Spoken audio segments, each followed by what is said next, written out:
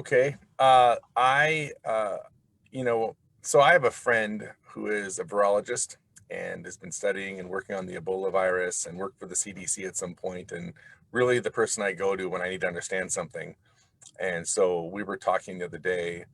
He's now in Amsterdam, but we able to connect, and I asked him, what is the research saying about our children and this virus? And it's been pretty clear now that we have a better understanding. They're just not the carrying points that we used to worry about them being, rightly so, right? And so I think that we're going to see that transition now happening moving forward. I am in favor of us getting to the point where people want to and the schools feel like it's safe. I'm a big fan of the local control, though. I think each district knows itself better, and because each county and each area has different amounts of the virus, right? And we should let the school boards be able to make their decisions. But I think that getting us to the point where, especially the younger we go, and if the schools feel like they have appropriate precautions in place, that we should begin moving towards that. I think we're going to. I don't know that it's going to happen this spring, to be honest with you. I think we've got a ways to go. But if that vaccine gets out and we can begin to talk about that for next fall, and let me tell you, as a parent of three kids, for the love of God, can I please send them back to school?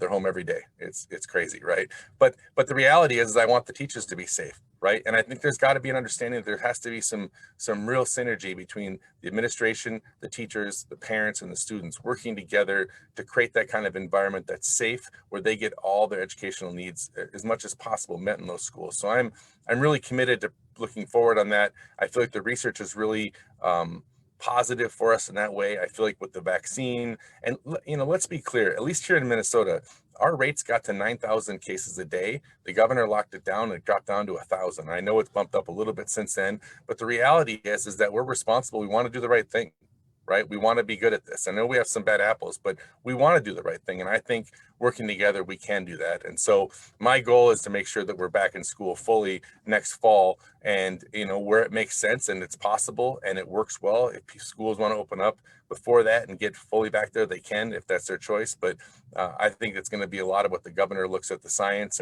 and moving forward, I think we're going to have a pretty clear path. And I think the vaccine just makes that possible. So.